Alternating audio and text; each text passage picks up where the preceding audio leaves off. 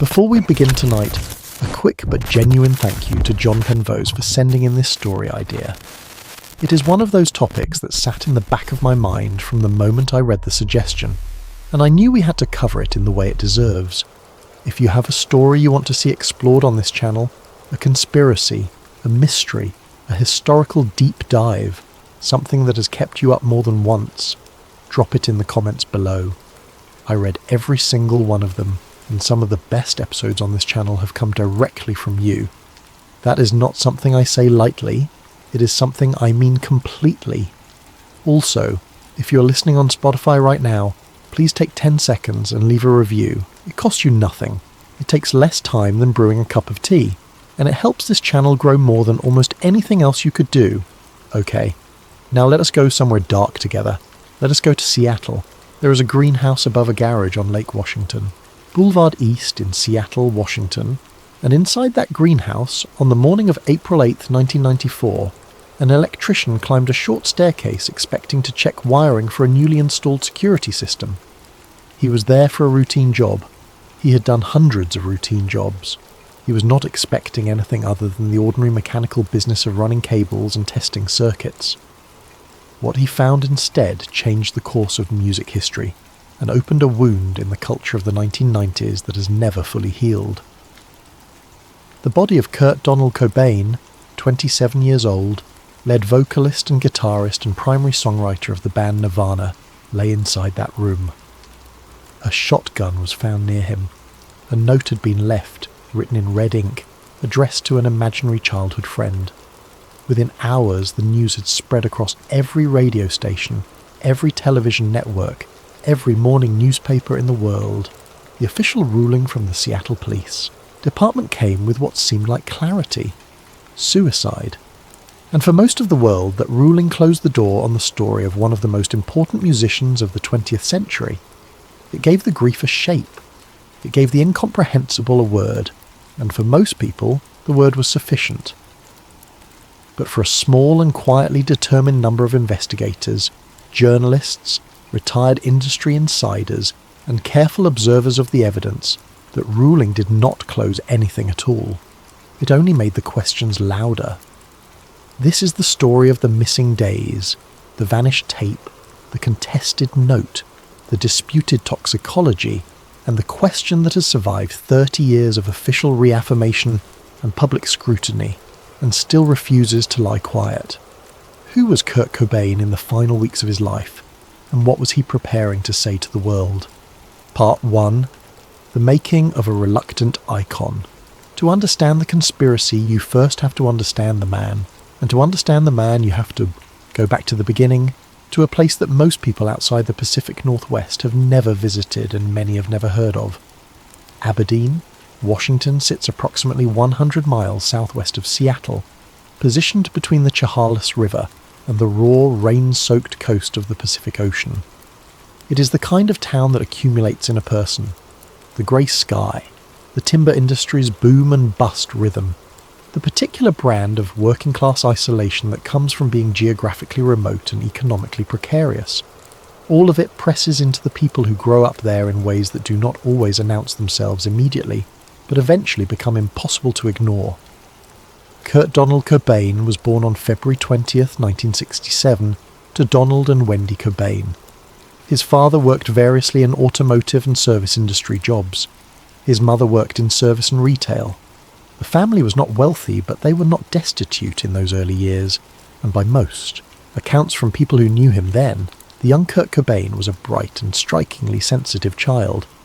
He drew constantly, filling notebooks and loose sheets of paper with characters and creatures and scenes from his imagination.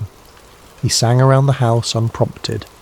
He was the kind of child who notices everything: the temperature of a room, the tension in a voice, the thing that is not being said, and who carries that noticing in a way that can look, to other people, like intensity or strangeness, but is simply the experience of being highly attuned in a world that is not always kind to highly attuned people. His family described him as happy in the way that only very young children can be, completely, without reservation, without the protective distance that experience teaches. Then his parents' marriage ended. Cobain was 9 years old when Donald and Wendy Cobain divorced, and those who knew him then described the change in him as immediate and visible. He withdrew. He became quieter in ways that were different from natural childhood shyness. He began spending large amounts of time alone, retreating into music and art and the interior world that would later become the source of everything his public life produced. He moved between relatives, living for periods with his father, then his mother, then with his uncle, then with a series of friends and near strangers whose floors and couches and spare rooms became the shifting geography of his adolescence in Aberdeen.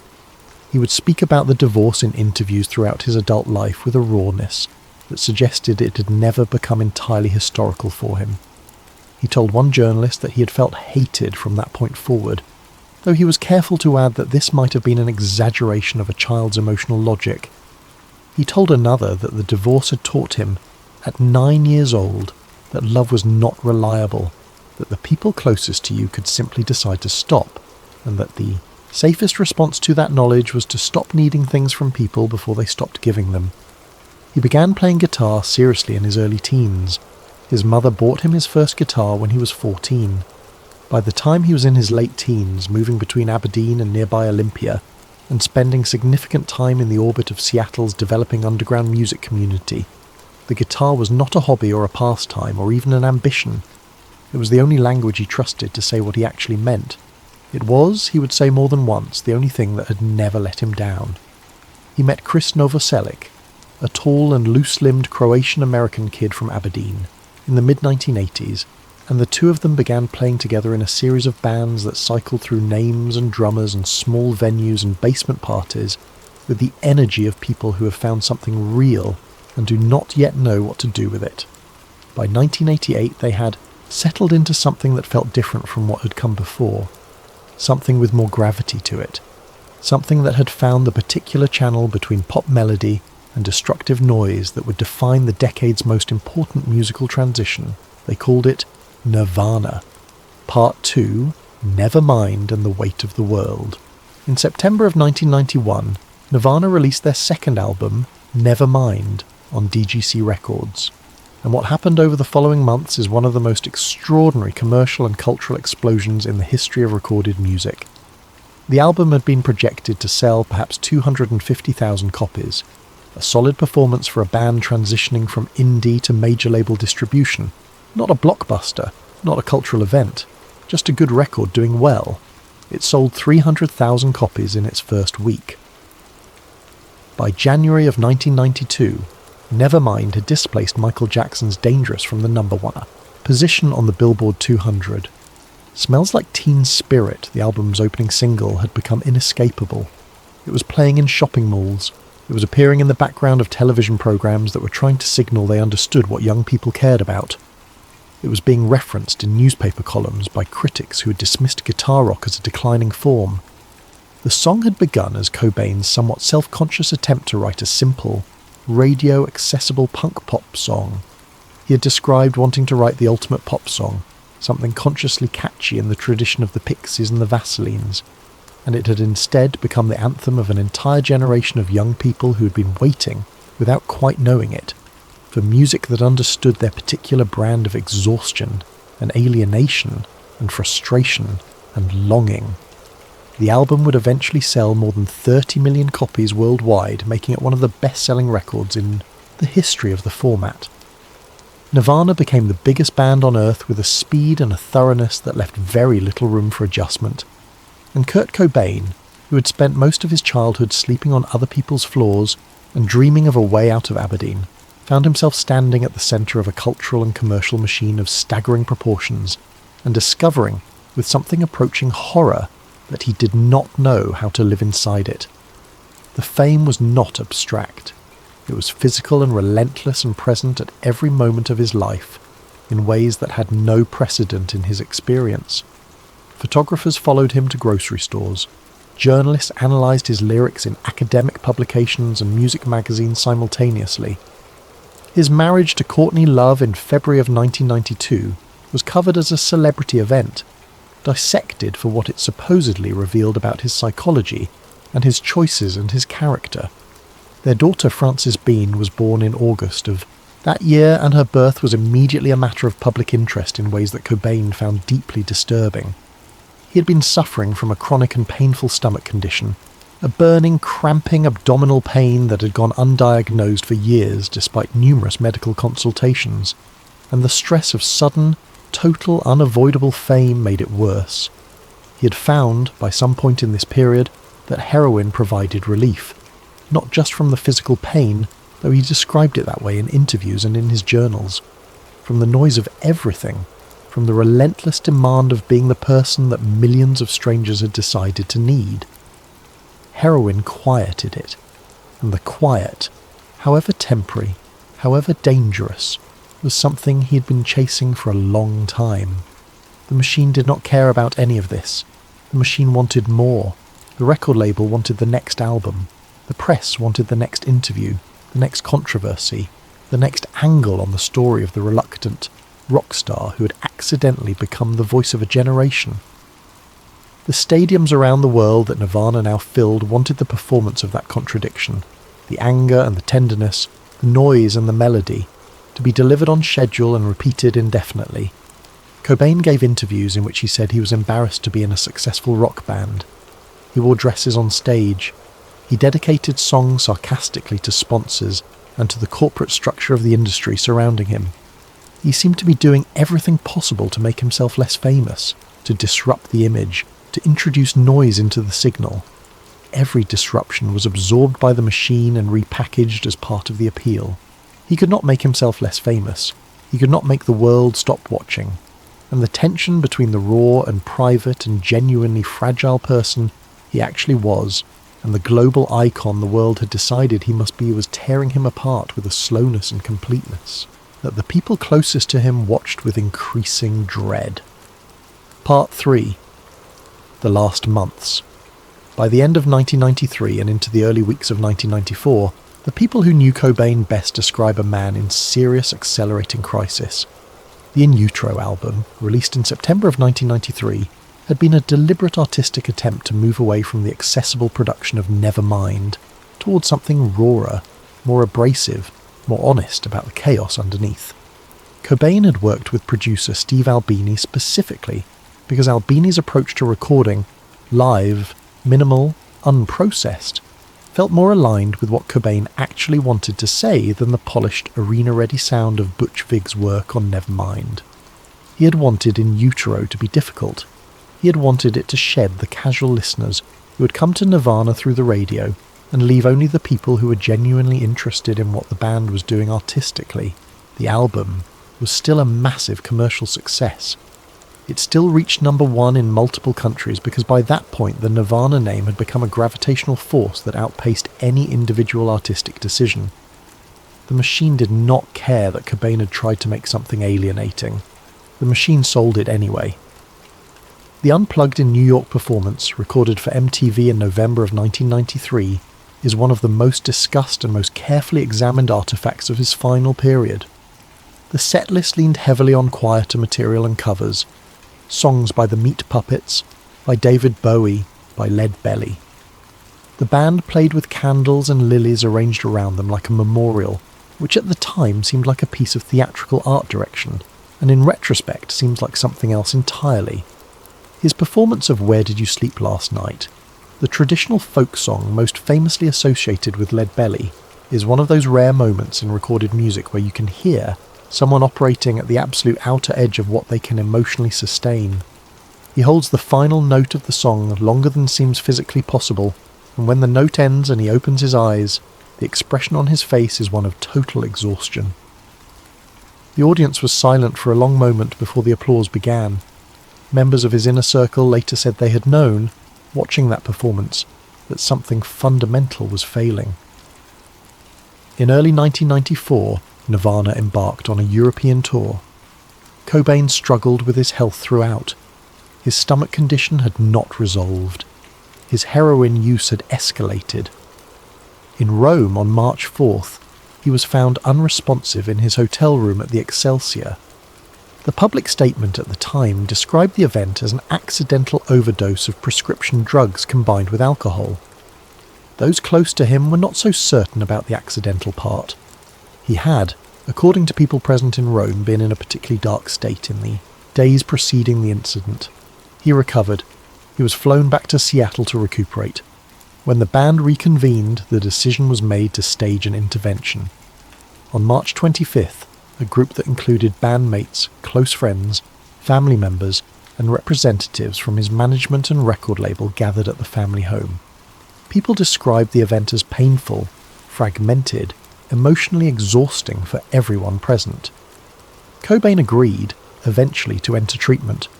He was flown to the Exodus Recovery Center in Los Angeles. He arrived and checked in on March 30th, 1994. On April 1st, he climbed over the facility's fence and was gone. Part 4. The Missing Days. This is where everything becomes strange. This is the part of the story that should be straightforward and is not. Kurt Cobain disappeared from the Exodus Recovery Center on the morning of April 1st, 1994. And for the next 7 days he was physically missing, not metaphorically, not privately. Missing in the sense that none of the people responsible for him, his family, his management team, the private investigators hired specifically to locate him, could determine where he was. His whereabouts were unknown to everyone who was looking for him, and multiple people were looking for him with urgency. Courtney Love hired private investigator Tom Grant on April 3rd, 48 hours after the disappearance. Grant was a former Los Angeles County Sheriff's detective who had transitioned to private investigation work, and he took the case with the methodical approach of someone accustomed to finding people who did not want to be found. He began working through the available leads immediately. He contacted hospitals, checked hotel registries, reached out to friends and acquaintances, attempted to trace credit card activity and phone records. There were sightings, a handful of them, scattered, unverified, the kind of sightings that emerge whenever a famous missing person activates the human tendency to pattern match faces against the images circulating in the media. Someone thought they had seen him near the Seattle airport. Someone else believed they had spotted him in the Capitol Hill neighborhood where he had spent time during his years in the Seattle music community. One person said he had been seen entering a building connected to the music business. Grant documented these sightings in his notes. He pursued what leads he could, but none of the sightings were ever confirmed, and what struck Grant, and would continue to strike him in the years following the investigation, was that several of the reported sightings he gathered were never incorporated into any official account of the missing days. They were simply not there. The official timeline had gaps where the sightings suggested there might have been something to investigate. Whether that was a matter of investigative prioritization or something more, troubling has never been established. The discovery on April 8th came through the electrician's routine appointment. He arrived at the property on Lake Washington Boulevard East to complete the security system installation that had been scheduled days earlier. He climbed the stairs to the greenhouse above the garage. He saw a body through the glass. He called emergency services at 8:20 in the morning. When police arrived, they found Cobain lying on the floor. The shotgun was nearby. The note was nearby. The toxicology results would come later. The medical examiner estimated, based on the condition of the body and the temperature and other forensic indicators, that Cobain had been dead for approximately 2 to 3 days, which meant the death had most likely occurred sometime on or around April 5th. He had been lying there, in that greenhouse, undiscovered, for the better part of 3 days. Nobody had come to check. Nobody had been watching the house. The electricians. Routine appointment was the thing that ended the disappearance, and it ended it in the worst possible way. Part 5. The tape. Here is where the story takes the turn that most mainstream accounts of Kurt Cobain's death decline to spend much time examining. In the years following April of 1994, a retired sound engineer who had worked extensively in Seattle's independent and alternative music scene during the late 1980s and early 90s gave an account to journalist and independent researcher Daniel Mercer that introduced a detail which, once you know it, does not easily leave the mind. The engineer spoke to Mercer on the condition that his identity not be published. His account has never been independently verified in the sense of having been confirmed by a second witness to the same events. What can be verified, what Mercer says he verified personally, is only one part of the account. the existence of a session log at the studio in question for a night approximately 2 weeks before Cobain's death, showing a booking in Cobain's name or associated with him. The session log existed. The tape from that session did not. According to the engineer, Cobain arrived at the studio late at night, alone. He did not bring bandmates. He did not bring a producer. He did not bring anyone. He came alone, and he came with a specific, articulated purpose. He was not there to record music, the engineer told Mercer. He wanted to record a message, something personal, something long. The engineer recalled that Cobain had described what he wanted to do in terms of getting things off his chest. The session was run as a standard recording session in terms of the technical setup: a microphone, a recording booth, the normal apparatus of a studio environment, but the content was entirely verbal. Cobain was in the booth for what the engineer estimated to be several hours. The engineer was not monitoring the content of what was being recorded in real time. He was managing the technical side of the session, ensuring the levels were right, keeping the equipment running, doing what engineers do. He did not know what Cobain was saying. He did not ask. When the session ended and Cobain was ready to leave, the engineer said the departure was relatively quick. Cobain seemed, by the engineer's account, calmer than he had appeared when he arrived. Whether that calm was relief or exhaustion or something else, the engineer could not say. Cobain left. The engineer locked up the studio. The tape was still in the machine when he left for the night. He assumed Cobain would return for it, or that someone would collect it on his behalf. He did not give it more thought for a significant period. When Mercer investigated the studio years later, he found the session log. That much was verifiable. But the tape was absent from the studio archives. No record existed of when it had been removed. No record existed of who had removed it. No inventory. Note, no checkout log. No indication of whether the tape had been claimed by Cobain, his estate, his management, his label, or anyone else. It had been there, and then it had not been there, and the space between those two conditions was entirely undocumented. The engineer, when Mercer returned to him with this information, confirmed again with clarity that Cobain had not taken the tape when he left the studio that night. The tape was in the machine. The engineer had seen it there. He locked the studio and the tape was inside. Beyond that, he could not account for it. Mercer spent years pursuing the question of where the tape had gone. He contacted former studio employees. He reached out through industry channels to people who had worked adjacent to Cobain's professional orbit during that period. He submitted records requests. He followed leads that dissolved into dead ends. Nothing. The tape, if it had ever existed, had been removed from the record as completely as if it had never been there. And what Cobain might have said in those hours, what he had needed to get off his chest in a private studio session in the last 2 weeks of his life, remains, as of this recording, entirely unknown. Part 6. The Industry Machine. By early 1994, Nirvana had generated revenues measured in the hundreds of millions of dollars. Their back catalogue, their touring operation, their merchandise empire, their licensing agreements. All of it represented an economic infrastructure that sustained not just the band itself, but layers of management, label staff, legal professionals, merchandising companies, booking agents, promoters, and ancillary businesses whose livelihoods depended in whole or in part on the continued commercial functioning of the Nirvana enterprise. And Kurt Cobain was, in those final months, growing increasingly and openly hostile to it. This is not speculation or interpretive license applied after the fact. It is documented across his interviews, his journals, his letters to friends, and the accounts of nearly everyone who spent meaningful time with him during his last year of life. He resented the way the music industry worked. He resented the way that genuine artistic expression was identified, packaged, commercially distributed, and systematically drained of the meaning that had made it real in the first place. He resented what he understood as the exploitation built into the standard model of label-artist relationships, the contractual structures that gave labels enormous control over artists' work, the accounting practices that could produce situations where enormously successful musicians ended up with far less money than the scale of their commercial impact would suggest. He had spoken in interviews about wanting to renegotiate his relationship to fame and to the industry structures surrounding him. He had told friends that he felt trapped in a way that had nothing to do with heroin and everything to do with the institutional commitments that made it essentially impossible to simply stop.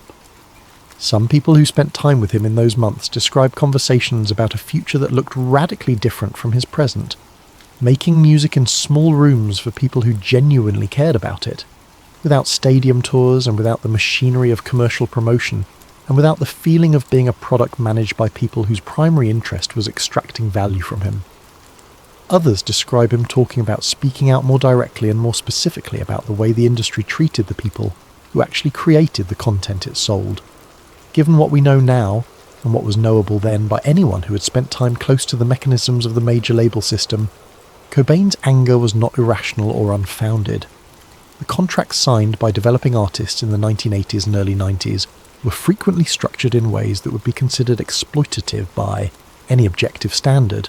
Advances that required recoupment from artist royalties before the artist saw $1 of their sales percentage, merchandise deals structured to give labels or management a majority cut of revenue the artist had generated purely through the power of their own name and image. Recording contract options that gave labels the right to bind an artist to multiple additional albums on terms that could not be renegotiated, regardless of how the artist's commercial power had grown in the intervening time. Cobain had experienced all of this firsthand. He was one of the most commercially successful artists in the world, and he was also, by multiple accounts, someone who felt genuinely and materially constrained by the structures that surrounded his success. If he had decided to use the global platform that Nirvana's success had given him to speak about these things specifically, naming practices, naming terms, describing in detail the mechanisms by which artists were controlled and the ways those controls operated to the benefit of industry entities at the expense of creative workers, the financial and reputational stakes for the people and institutions he might have named would have been enormous. This is the context that gives the missing tape its most troubling possible dimension. Not a certainty of foul play, not an accusation, but a context in which the stakes of what might have been said were genuinely high enough to create motivation for those who would have had reason to prefer the tape not exist. Part 7. Tom Grant and the record that would not close. Tom Grant entered the picture as a professional private investigator hired to find a missing person, and he left it as one of the most persistent and controversial voices in 3 decades of public debate about the most scrutinized death in the history of rock music. Grant had spent years in law enforcement before transitioning to private work. He was methodical by training and by temperament. When he was hired on April 3rd, 1994, he approached the search the way he had been trained to approach any missing person case, systematically, with attention to inconsistencies and anomalies, building a timeline from verified facts and treating unverified information as unverified until it could be confirmed. What he found over the course of his investigation during those final days, and what he continued to find in the years of review that followed, was a case that contained enough genuine inconsistency to make a professional in his field deeply uncomfortable with a rapid conclusion. He documented everything. He kept audio recordings of phone conversations with relevant parties during the period of the active investigation. He maintained detailed written notes. He preserved the records of his investigation in a form that he eventually made publicly available, and those records became a primary source for anyone who wanted to engage seriously with the questions the case raised without being forced to rely on secondary accounts of what Grant had found. Over the years following April of 1994, Grant gave hundreds of interviews. He was consistent on certain core points. He believed the investigation had moved too quickly. He believed there were questions about the timeline that had not been adequately addressed. He believed there were aspects of the physical evidence that merited more scrutiny than they had received. He stopped short of naming any specific person as responsible for any specific alternative explanation. His position was, at its most precise, that the case deserved to be treated as an open investigation rather than a closed one, and that the institutional pressure to reach a rapid conclusion had resulted in a ruling that was not sufficiently supported by the thoroughness of the investigation that preceded it. The Seattle Police Department reviewed the case multiple times over the following decades and reaffirmed the ruling of suicide on each occasion. In 2024, 30 years after the death, the department released a collection of photographs from the scene that had been held in evidence since April of 1994. The release came in response to a public records request and generated significant media coverage. Some observers felt the images confirmed the official conclusion. Others focused on details they found ambiguous or inconsistent with their understanding of the evidence. The department's position did not change. But Grant's notes, the real-time documentation of a professional investigator, conducting an active investigation in the days immediately surrounding the death, remained what they had always been, a contemporaneous record of questions that were never fully answered. Part 8. The Note. The note Kurt Cobain left deserves its own extended and careful examination, because it is one of the most analysed documents in the entire history of popular music, and 30 years of analysis have not produced anything approaching consensus about what it means. The note was written in red ink on several pages, addressed to Bodder, the imaginary childhood friend Cobain had invented when he was very young, a detail so specifically personal that it functions on one level as a kind of authentication. It runs several paragraphs of substantial length. When you read it carefully and without the frame of the official ruling already shaping your interpretation, what strikes many people immediately is that the bulk of the note does not read as a conventional farewell to life. It reads as a farewell to a career, to a public identity, to the specific machinery of commercial fame that had come to feel unbearable. Cobain writes about losing the passion and sense of excitement that music had given him since childhood, a loss he describes as one of the most devastating experiences of his adult life. He writes about watching his audience feel the music with an intensity he can no longer access himself, and about the guilt he feels for that disconnection. He writes about being too sensitive, too empathetic, constitutionally unsuited to the public demands of the life his success had created for him. He writes about his daughter Frances with a tenderness that is unlike anything else in the document, referring to her in terms that suggest he considers her the best thing in his world. He refers to his wife.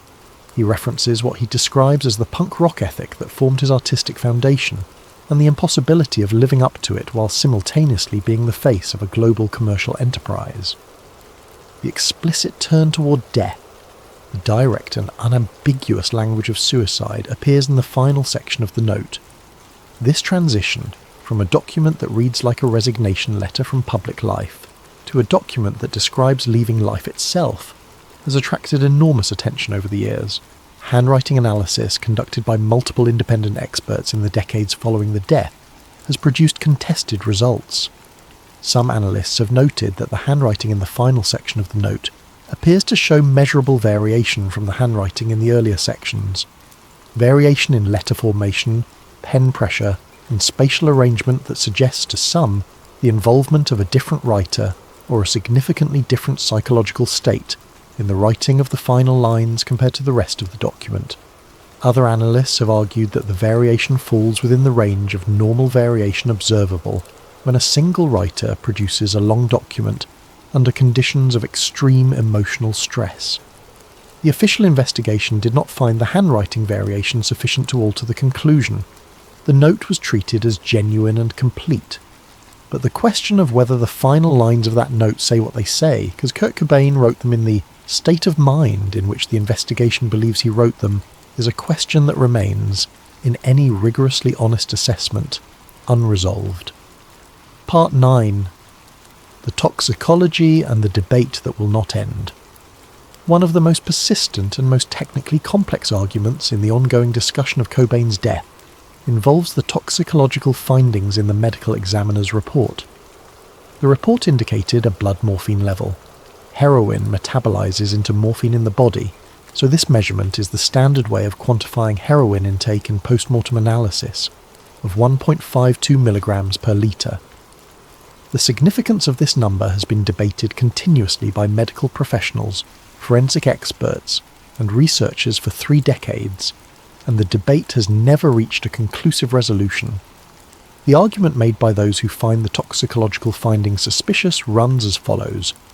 A blood morphine level of 1.52 milligrams per litre represents in most clinical assessments a very high dose of opiates, a dose, many experts have argued, that would have been severely incapacitating for most individuals and potentially fatal in itself, independent of any other cause of death. Opiates at high blood concentrations suppress the central nervous system in ways that progressively impair motor control, coordination, and conscious volitional activity. At sufficiently elevated levels, the argument goes, the ability to perform a complex, physically demanding coordinated action would be significantly compromised if not effectively impossible. The counter-argument, which the official investigation accepted and which represents the mainstream forensic position, is that tolerance completely changes the equation. A person who has been using opiates regularly over a period of years develops a physiological tolerance that makes direct numerical comparison to the responses of occasional users or non-users clinically meaningless. The same blood level that would incapacitate or kill a person with no tolerance may produce relatively modest effects in a person with high tolerance. The official investigation and the medical examiner's assessment operated on the understanding that Cobain's tolerance was significant enough to account for the toxicological findings. The complicating factor, the wrinkle that keeps this debate alive, is that Cobain had, immediately prior to his death, completed at least a partial stay in a rehabilitation facility. Opiate rehabilitation involves managed withdrawal, and managed withdrawal has the effect of reducing or eliminating the physiological tolerance that regular use builds over time.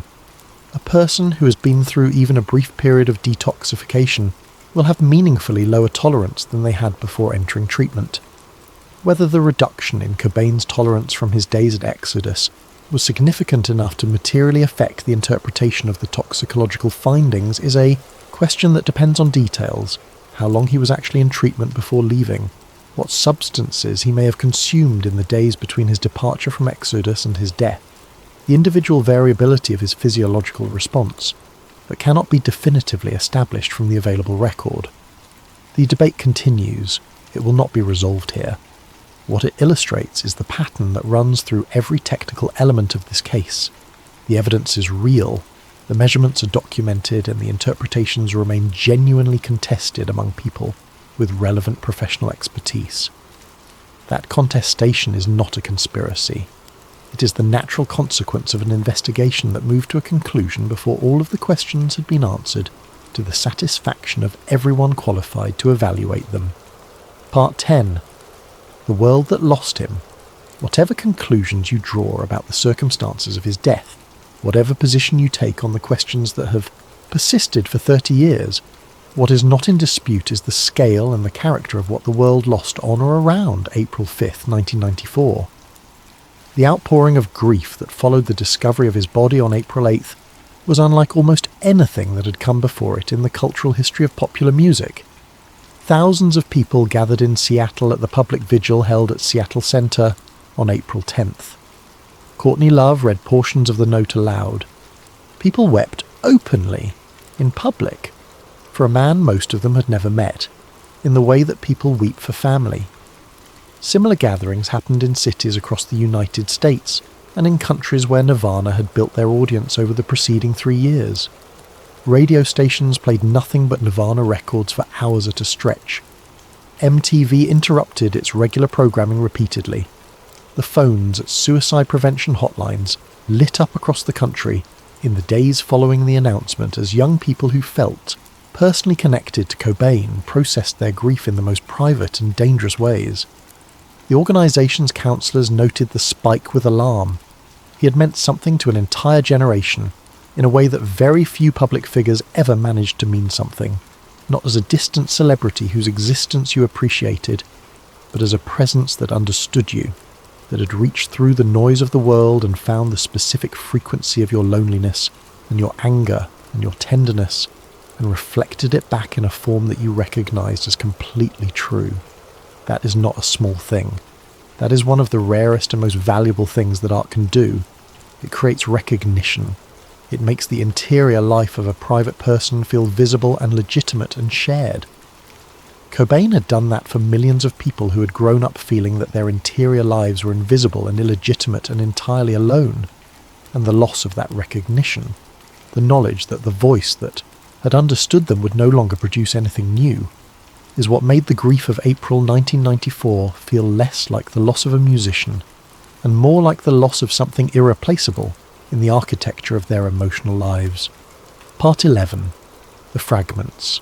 Let us sit with the fragments, because that is what this case ultimately is.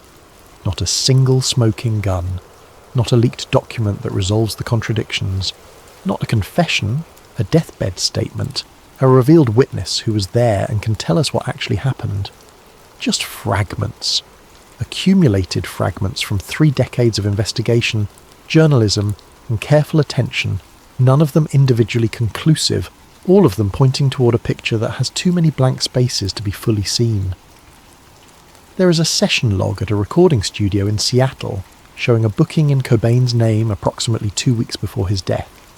There is no tape corresponding to that session. There are a handful of reported sightings of Cobain during the week between April 1st and April 8th that were never incorporated into the official timeline of his movements. There is a note whose handwriting shows variation that expert analysts have been unable to agree on for 30 years. There is a toxicology report whose interpretation depends on contested assumptions about tolerance and the effects of recent rehabilitation. There is a private investigator with 30 years of notes and audio recordings and carefully documented observations and no conclusive evidence of what he suspects. There is a missing week whose complete geography has never been established to anyone's full satisfaction. Fragments. The conspiracy tradition around Cobain's death is not, at its most intellectually serious, a claim that a specific named person definitely murdered him, and that the official investigation was a cover-up orchestrated by powerful interests. At its most intellectually serious, it is something more modest and more difficult to dismiss. It is an argument that the investigation moved too quickly, that the conclusion was reached before all of the questions had been answered, and that the institutional and commercial pressures surrounding the case created conditions in which thoroughness was sacrificed to speed. That argument, not the murder accusation, but the procedural critique, has survived 30 years of official review and public scrutiny. It has survived because the gaps it identifies have never been filled. The missing days are still missing, the tape is still gone, the note is still ambiguous, and the official record still contains the same blank spaces it contained in April of 1994. Part 12. The tape revisited returned to the tape one final time. Because the tape, if it existed, is the most tantalizing element of this entire story. It is the element that transforms the case from a set of procedural questions about an investigation into a human mystery of genuine depth. A man in the last 2 weeks of his life going alone to a recording studio in the middle of the night, spending hours recording something personal, something he needed to say, something he described as getting things off his chest. And then the tape is gone. If it still exists somewhere, if it was not destroyed but simply removed and stored and perhaps forgotten, then somewhere in the world there is a recording of Kurt Cobain speaking freely, privately, without the mediation of a journalist or a publicist or a camera crew or the awareness of an audience. Speaking the way he spoke only when he felt he was not being watched. The engineer described him as seeming calmer when he left than when he arrived. That detail, small as it is, suggests that the recording had done something for him, that the act of speaking privately, of putting words to whatever he had been carrying, had provided something like relief. We do not know what he said. We do not know if he was talking about the industry, about his private struggles, about his plans for the future, about his fears, about the people he loved. We do not know if the tape is evidence of anything beyond a man using the tools he trusted most. A microphone, a recording booth, the act of speaking into something that listened, to process an interior experience that had become too heavy to hold silently. The absence of the tape is not proof of anything. Absence proves nothing. Things are lost constantly in the ordinary course of the world's business without the involvement of any sinister intent. But in the context of everything else that is absent from the account of Kurt Cobain's final days, the missing week, the unlogged sightings, the unexplained removal of the tape from a studio archive, the absence is one more blank space in a picture that has too many of them. Part 13. What 30 years looks like. 30 years have passed since the morning of April 8th, 94. The world has processed Cobain's death through multiple cycles of cultural grief and reassessment and reappraisal. He has been the subject of major biographies, documentary films, museum retrospectives, academic scholarship, tribute concerts attended by hundreds of thousands of people, and more podcast episodes than anyone has bothered to count. His journals were collected and published. His letters were archived. The Unplugged in New York performance became one of the defining concert recordings in the history of the format. In 2014, Nirvana was inducted into the Rock and Roll Hall of Fame in their first year of eligibility, with Dave Grohl, Chris Novoselic, and Pat Smear performing at the ceremony alongside a group of celebrated women vocalists. Frances Bean Cobain grew up, became an artist and visual creative in her own right, and periodically engaged with the public legacy of her father's life and work with a thoughtfulness and self-possession that speaks to a kind of internal reckoning with the extraordinary weight of that inheritance. Chris Novoselic continued making music and pursued an interest in electoral reform and civic engagement. Dave Grohl built Foo Fighters into one of the most consistently successful rock bands of the generation that followed, and has spoken with evident care and emotional honesty about his experiences with Nirvana and what Cobain's death meant to him personally. The music endured.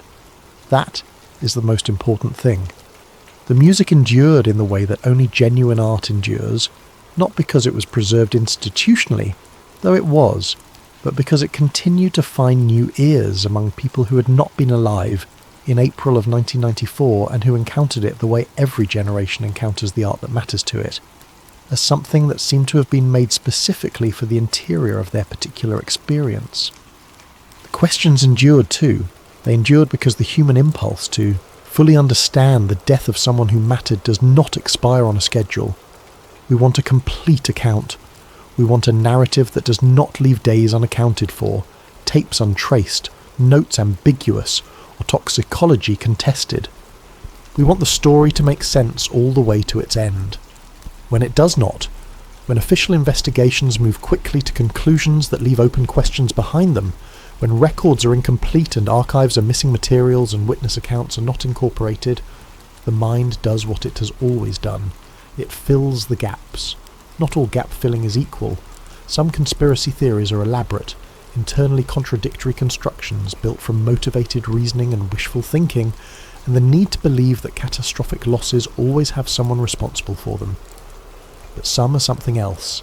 Some are simply the refusal to accept that a person who mattered deserved less than a complete and honest accounting of what happened to them, and that refusal, however imperfect the theories it generates, is not an unreasonable thing.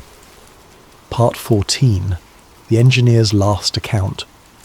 Daniel Mercer, in the final piece he published about his years of research into the case, describes one last conversation with the retired sound engineer.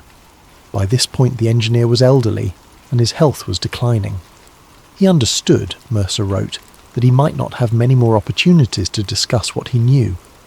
His memory of specific details from 30 years earlier had softened and shifted in the way that all human memory does over time. He was uncertain about some of the specifics, the exact date, the precise length of the session, the details of what Cobain had looked like when he arrived compared to when he left. But on one point he was completely and consistently clear. He had not imagined the session. He had not constructed the memory from something else. Kurt Cobain had come to that studio alone late at night and had spent several hours recording something deeply personal, and when the engineer had locked up the studio at the end of that night, the tape was inside. He had not taken it. He had never claimed to know who had. He did not know if the tape had been destroyed. He did not know if it had been claimed by someone with a legitimate reason to have it. He did not know if it still existed somewhere, but he believed it did. He used the word waiting more than once in Mercer's account of their final conversation. He said the tape was waiting somewhere. He said the things Cobain had needed to say were on that tape, preserved in whatever condition 30 years of storage had left them. The engineer died in 2017. He never heard what was on the tape. Mercer published his account the following year, and the tape, if it exists, is still wherever it has been since the night or the day or the week, when someone removed it from a recording studio in Seattle and carried it out of the public record into the silence that has held it ever since. Epilogue: the official record and the human record. The official record is clear. The Seattle Police Department ruled the death of Kurt Cobain a suicide. That ruling has been reviewed and reaffirmed on multiple occasions by the department and by independent forensic review. The medical evidence, as interpreted by the examining authorities, supports it. The legal process reached its conclusion, and the conclusion stands. In the absence of new evidence that would materially alter the basis for that ruling, it is where the official record will remain. But the official record and the human record are not always identical. They cover the same events, but they do not always cover them with the same completeness. The human record contains the missing days whose geography has never been fully established. It contains the session log without a tape. It contains the handwriting variation that expert analysts have disagreed about for 3 decades. It contains the toxicological findings that remain contested among professionals with relevant expertise. It contains 30 years of careful questions from people who loved the music and felt, in some way that was more instinctive than analytical, that the account they had been given was not complete. The human record does not prove a different conclusion. It carries the weight of everything that was never fully explained, and it will carry that weight for as long as people keep listening to the records, keep reading the note, keep returning to the questions, and keep believing that Kurt Cobain, the child from Aberdeen who found in music the only language honest enough to hold what he needed to say, deserved a complete and honest account of what happened to him in the final days of April 1994. Sleep well tonight. And if you find yourself awake at 3 a.m. with the silence sitting heavy around you, put on Nevermind or Unplugged or In Utero and listen. It will still sound, after all these years, like someone genuinely understood you. That is not a small thing. That is everything.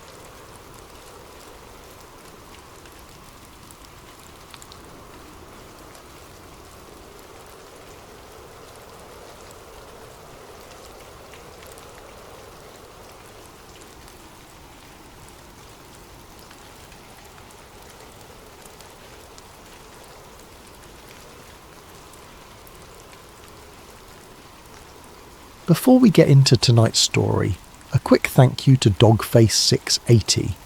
If you have a story idea, a mystery, a conspiracy, something that keeps you up at night, drop it in the comments below. I read every single one. Now settle in, get comfortable, and let's talk about the Superstition Mountains and the curse that was never really a curse at all. There is a place in the American Southwest where the desert does not simply end. It rises. It erupts from the flat, sun-bleached earth in jagged volcanic formations, in sheer canyon walls of blackened rust and deep arterial red, in towers of ancient stone that lean over the land like judges passing sentence on anyone foolish enough to enter. The Superstition Mountains of central Arizona do not invite you. They tolerate you briefly, and then they take you. They have been taking people for a very long time. On the morning of March 14th, 2024, a search and rescue team from the Maricopa County Sheriff's Office received a distress ping from a GPS locator device registered to a man named Gerald Ashmore, age 52, a prospector and amateur geologist from Tucson who had filed a solo exploration permit 3 days earlier. The ping placed him approximately 2.7 miles northeast of Weaver's Needle, the most iconic formation in the Superstition Wilderness, a volcanic spine of rock that rises like a broken tooth from the desert floor. By the time the helicopter reached the coordinates, there was no Gerald Ashmore. There was only silence, the creak of wind through canyon walls, and the long shadows that the mountains cast over the valley below, like something ancient pulling the light back into itself. Rangers located his camp the following morning. His tent was intact, his water supply almost untouched. His sleeping bag was unrolled but had not been slept in. His camp stove still held a half-full propane canister. Nothing had been taken. Nothing had been disturbed. The only thing missing was Gerald Ashmore himself, and whatever he had seen in the mountains the night before. It would take search teams 11 more days to find his body, wedged into a narrow ravine on the eastern slope of a formation locals call the Flat Iron, a place where the topographic maps show nothing unusual, where there are no marked trails, where experienced hikers would have no reason to venture without a specific and deliberate destination in mind. The official cause of death was listed as exposure and dehydration, complicated by a fall. The case was closed within 48 hours of the body's recovery. What the official report did not mention, what it could not mention, because the documentation had already been removed from the evidence chain before the coroner's examination, was what the rangers found inside Gerald Ashmore's backpack. There were maps, hand-drawn on yellowed paper, in a style that matched cartographic techniques from the mid-20th century, showing a network of mine shafts and tunnels beneath the western face of the superstitions. There was a magnifying loupe for mineral examination, still warm from his body heat when they recovered it. There was a field notebook filled with observations that referenced specific compass anomalies, unusual rock formations, and what he described as a metallic taste in the air that grew stronger the deeper he moved into a particular canyon system. And there was a Geiger counter, a modern digital model, not antique, not decorative, with a notation taped to its casing in Gerald Ashmore's handwriting. The radiation spikes at sunset. Do not stay after dark. The rangers photographed the contents. The photographs were logged. The physical items were transported to the evidence facility in Mesa. By the time a reporter filed a public records request for the incident documentation 2 weeks later, the photographs of the backpack contents had been removed from the file. The items themselves had been transferred to a federal agency, whose name on the transfer form was partially redacted. The form number corresponded to a designation used by the United States Department of Energy. The case of Gerald Ashmore officially was a simple tragedy. A man went into the desert alone.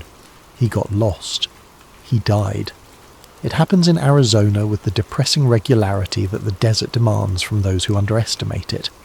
But Gerald Ashmore was not a careless man. He had been entering the superstitions for more than 20 years. He knew every trail. He knew the water sources, the weather patterns, the way the heat moved through the canyons in the late afternoon. He was not the kind of man who got lost. He was the kind of man who found things. And whatever he found in that canyon on the night of March 13th, 2024, was something that certain people in certain federal offices apparently could not allow to remain in the public record. This is where the story of the Superstition Mountains begins, not in some distant century of myth and legend, but here, now, in the age of GPS coordinates and digital evidence chains and federal transfer forms with redacted agency names. The curse of these mountains did not end when the frontier closed. It adapted. Long before any European prospector set foot in the Sonoran Desert, long before the Spanish colonial expeditions pushed north through the territory that would eventually become Arizona, the people who lived in and around what would become the Superstition Wilderness knew the mountains as something other than a geological feature. The Western Apache, who had maintained their relationship with this landscape for generations beyond the reach of written history, had specific and carefully maintained traditions about certain areas within the range.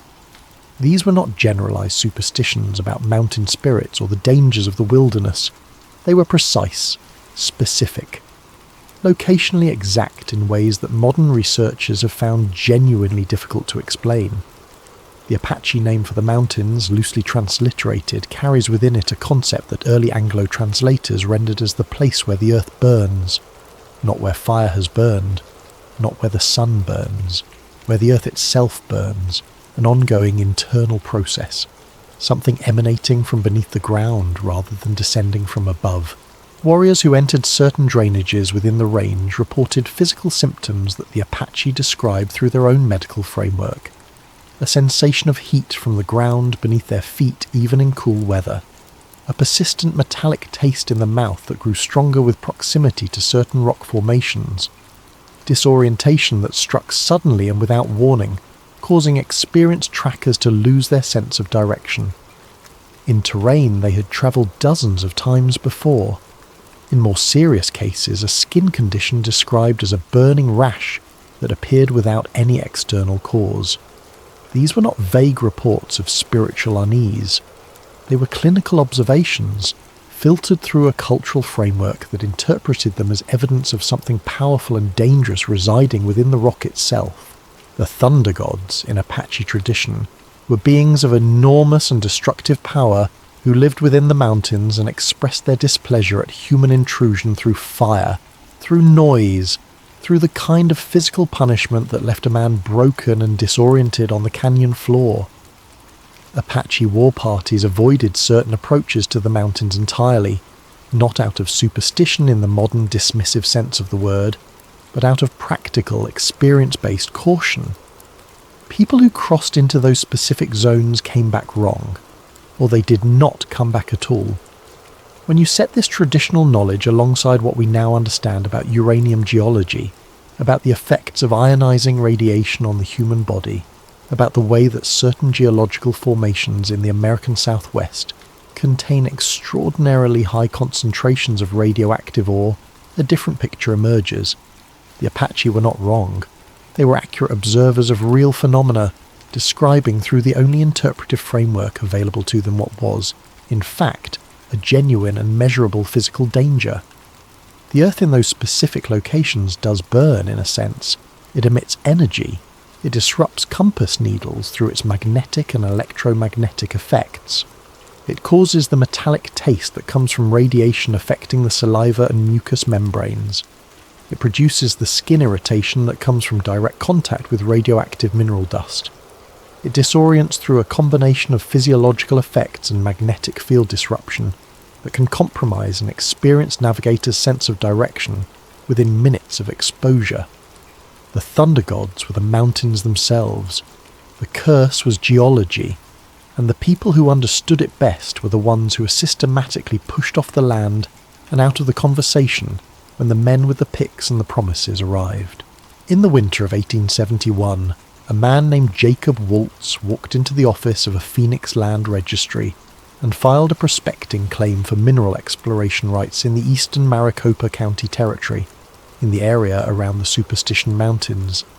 He was 53 years old, a German immigrant who had come to America in 1839 and spent the intervening decades working his way across the continent toward the Western Territories in the tradition of thousands of other men for whom the promise of mineral wealth in the American West represented the only viable path to economic security. He had worked claims in California and Nevada and New Mexico. He was not a lucky prospector by most accounts, and not a particularly successful one. But by the middle of the 1870s, something had changed. He was spending money he did not appear to have legitimate income to support. He was paying for supplies in gold, not gold coin, but raw gold ore, nuggets and dust that assayers in Phoenix and Mesa examined with the kind of careful attention that genuine high-grade specimens always attracted. The gold was remarkable. Multiple assay records from the period, some of which survive in the Arizona State Archives, note that the ore Waltz brought in contained unusually pure vein gold with a purity grade that put it among the highest quality specimens seen in the Arizona Territory. What the assay reports also noted in the dry technical language of the period that did not then have the interpretive framework to fully understand what it was observing was that the ore contained trace mineral inclusions of a type that geologists of the era associated with deep primary deposits, formations that had not been exposed to the surface weathering processes that degraded most accessible ore. The specific mineral trace that appears in multiple assay records from this period, described variously as a dark metallite inclusion, or a heavy metallic accessory mineral, was, based on the physical descriptions, almost certainly uraninite, the primary ore mineral of uranium, occurring naturally within the gold-bearing vein formation. Jacob Waltz knew exactly where his mine was. He returned to it multiple times over a period of more than 15 years, always alone, always on foot, always entering the mountains from a different direction to prevent anyone from tracking his route. He spoke about it with a handful of people over those years. Neighbours, a saloon keeper in Phoenix, a woman named Julia Thomas, who would become the central figure in the final chapter of his life. But he never provided usable directions to anyone. He described it in ways that were simultaneously detailed and impossible to follow. A mine entrance visible from a certain ridge only when the sun was in a specific position. A landmark stone formation that could only be seen from inside a particular canyon. A series of compass bearings taken from reference points that no one else could reliably identify. Whether this was deliberate obfuscation, or simply the imprecise recollection of a man who navigated primarily by deep familiarity with terrain rather than formal coordinates, is impossible to know. What is clear is that he took the precise location with him when he died. Jacob Waltz died on October 25, 1891, in the Phoenix home of Julia Thomas, an ice cream shop owner who had taken him in after he became too ill and too old to continue his desert prospecting alone. In his final days, feverish and intermittently delirious, he described his mind to her in fragments. The canyon, the needle-shaped rock formation that served as the primary landmark, the direction of the entrance, the depth of the vein. Julia Thomas spent years after his death searching for the mine, hiring guides, organising expeditions, eventually selling hand-drawn treasure maps to anyone who would buy them to recoup the enormous cost of her search efforts. She never found it. Hundreds of people who followed her maps never found it. But what strikes anyone who examines the historical record of Jacob Waltz's final years closely is not the mystery of the mine's location. It is the mystery of his death. He was, by the testimony of everyone who knew him in his final years, a man of extraordinary physical constitution. He had spent decades doing the most physically demanding labour the American frontier offered, in some of the most brutal desert terrain on the continent. He was tough. He was hardened. And then, beginning in the late 1880s, he began to decline with a speed and a specificity that the medical understanding of the era could not fully account for. He suffered from persistent weakness and fatigue. He developed sores on his skin that would not heal. He lost weight rapidly. His hair thinned.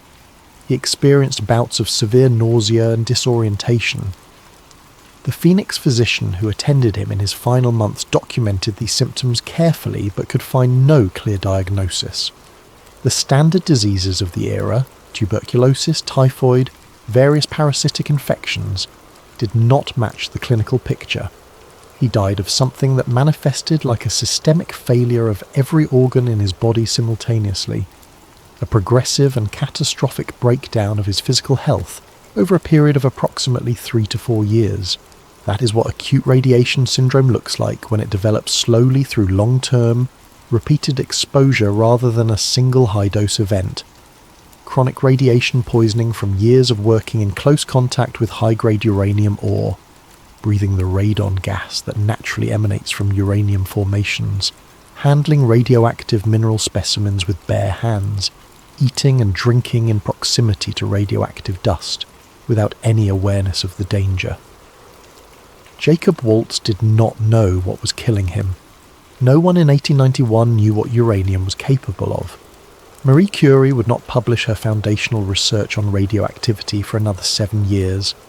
The concept of ionizing radiation as a biological hazard was not part of anyone's intellectual framework. Waltz simply grew sick and died, and everyone around him attributed it to the accumulated toll of a hard life in a hard country. Nobody thought to look at the ore. The Peralta family's story is older than Jacob Waltz's, and it is written in blood. The legend, and the historical record supports at least the broad outlines of it, holds that a Mexican mining family named Peralta, or possibly a series of family-connected expeditions operating under the Peralta name, was mining gold in the Superstitions in the years before the American annexation of the Arizona Territory, which became official in 1848 following the Mexican-American War. The family allegedly operated multiple claims in the mountains, extracting significant quantities of gold ore and transporting it south to Mexico in periodic pack train expeditions. At some point in the mid-1840s, the exact date varies depending on the source, one of those expeditions was ambushed. The historical question is by whom? Apache warriors are the most commonly cited perpetrators, and the Apache were certainly active in the region and had every reason to resist the presence of foreign mining operations on territory they controlled. But some researchers, looking at the physical evidence recovered from the massacre site over the subsequent decades, the scattered mule bones, the fragmentary equipment, the occasional human remains, have noted details that suggest the confrontation was more complex than a simple Apache raid. The manner in which the bodies were found, when they were found, showed signs of injury patterns that are difficult to reconcile entirely with the standard tactics of Apache warfare in the period. More intriguingly, the few physical descriptions of the victims recorded by American military personnel who surveyed the area in the early 1850s mention skin conditions and physical abnormalities that are, again, difficult to explain through any conventional historical framework. The Peralta family had been mining the same formation that Jacob Waltz would later mine. They had been extracting the same ore, processing it with the same primitive techniques, handling it with the same complete ignorance of its invisible additional properties.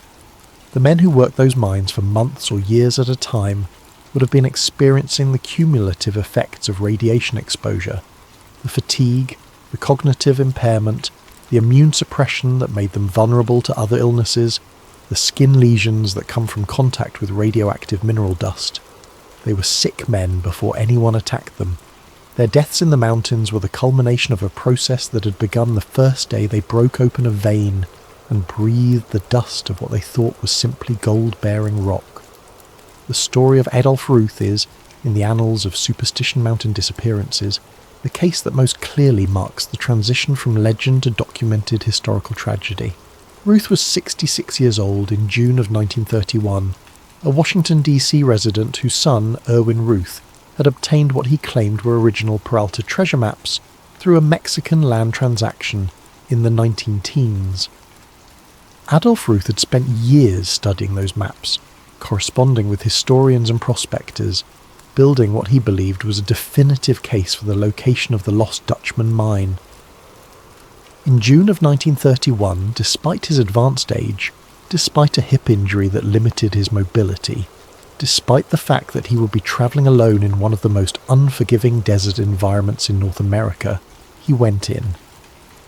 He arranged to be dropped at a ranch near the trailhead. He carried the Peralta maps, a compass, a canteen, supplies for several weeks.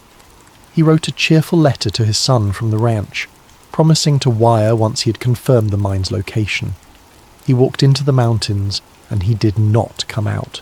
Search parties were organised in the summer and again in the fall, finding nothing. His remains were finally located in December of 1931, approximately half a mile from where he had last been seen, close enough to his entry point that the discovery raised immediate questions about how experienced searchers had failed to find him over the preceding months. What the searchers found was deeply strange. His skull had been separated from the rest of his skeleton, which itself was scattered over a considerable area, consistent with animal scavenging over the months of exposure. But the skull showed what multiple examiners described as 2 holes in the cranial bone, positioned in locations that some medical experts argued were consistent with bullet wounds. The debate over what killed Adolf Ruth consumed considerable attention in the Arizona press of the period, and it has never been fully resolved. The official conclusion was that he died of thirst and exposure, that the skull damage was caused by animal activity post-mortem, and that his scattered remains were simply the result of months of desert scavenging. This explanation is not impossible. It is also not entirely satisfying given the specific location and nature of the cranial damage. Near his remains, searchers found a note in his handwriting. It was water-damaged and partially illegible, but one phrase was clearly readable. and it has been quoted and analysed ever since. A reference to having found, or being close to, a vein of gold that matched the description in his Peralta maps. Whether this was triumphant discovery or exhausted delusion, the notation of a dying man whose dehydrated and radiation-compromised mind was generating visions of what he most wanted to find is impossible to determine. What is certain is that he died in those mountains, in a location that experienced search parties should have found months earlier, under circumstances that the official record refuses to fully explain. The year 1945 changed everything. Not just the course of the war, not just the geopolitical architecture of the 20th century, but the way that the United States government looked at its own geology. The Trinity test on July 16th, 1945, the first detonation of a nuclear device, inaugurated a new era of strategic resource anxiety. The Manhattan Project had consumed enormous quantities of uranium ore sourced primarily from the Belgian Congo and from Canadian deposits. As the Cold War took shape in the months and years following Hiroshima and Nagasaki, as it became clear that the Soviet Union was moving aggressively toward its own nuclear weapons capability, the United States government understood with urgent clarity that domestic uranium supply was a matter of national security. A nation that depended on foreign sources for the raw material of its most powerful weapons was a nation with a dangerous vulnerability.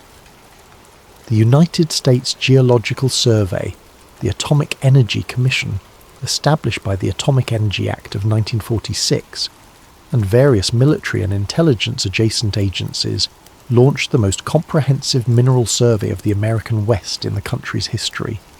Survey teams fanned out across the Colorado Plateau, the Great Basin, the Sonoran Desert, the Rocky Mountain states. They were looking for uranium specifically, with the single-mindedness of a gold rush turned to national security purpose. They had aerial radiometric survey equipment. They had ground-penetrating analysis tools. They had for the first time a clear scientific understanding of what they were looking for and sophisticated methods for finding it. In the late 1940s, survey teams entered the Superstition Mountains. The specific reports generated by those surveys remain classified, not in the half-hearted, practically accessible way that many mid-century government documents are technically classified while being substantively available through FOIA requests, but classified in the harder, more deliberate way that suggests the information is still considered sensitive by someone with the authority to maintain that sensitivity. What can be inferred from public records, from the pattern of subsequent land use decisions, from the behaviour of federal agencies toward mining claims in the area, from the documented activities of the AEC in the region during this period, is that the surveys found something significant. Beginning in the late 1940s and accelerating through the 1950s, a series of administrative actions quietly reshaped the relationship between the federal government and the Superstition Mountains. Mining claims that had been filed and approved in previous decades were quietly denied renewal. Access roads that private parties had maintained were allowed to fall into disrepair without the usual federal maintenance assistance. Airspace above certain portions of the range was brought under monitoring protocols that were not publicly announced. The area was eventually incorporated into the Tonto National Forest and subsequently designated as wilderness, a designation that, while presented entirely in terms of environmental preservation, had the additional and considerably more significant practical effect of making the terrain legally inaccessible to any private mineral extraction operation. The official explanation was conservation. The American conservation movement was indeed gaining momentum in this period, and the Superstition Wilderness designation was publicly framed in entirely those terms.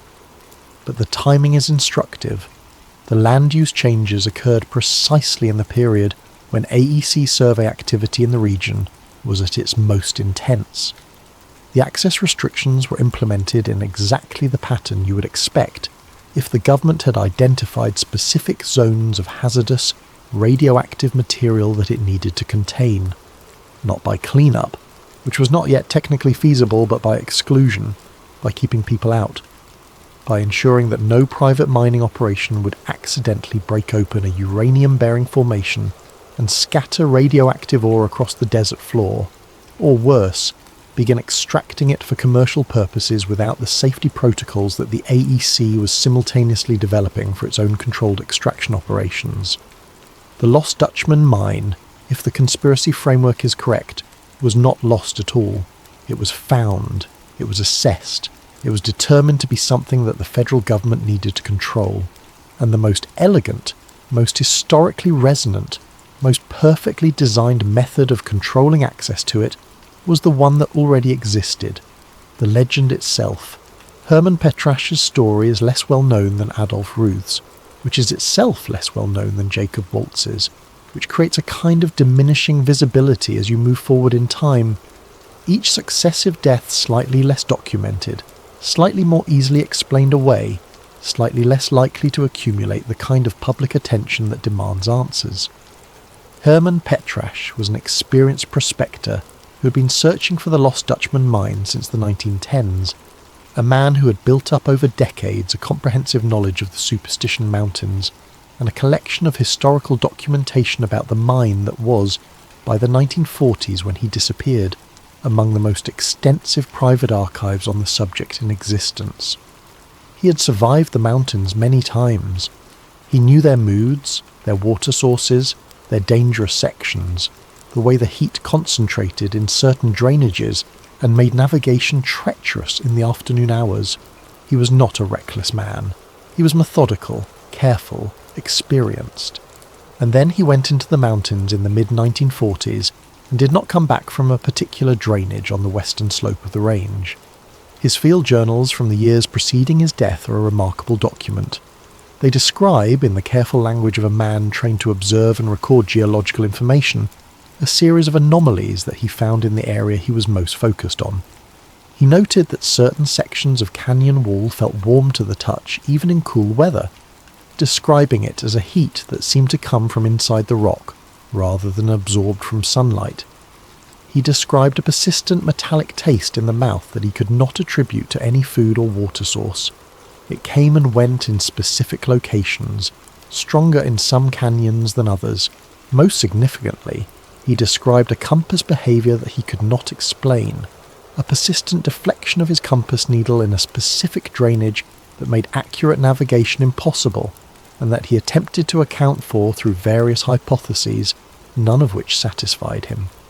His final journal entries, written from within the mountains on what turned out to be among his last expeditions, describe a fatigue and mental fogginess that he found alarming and unusual.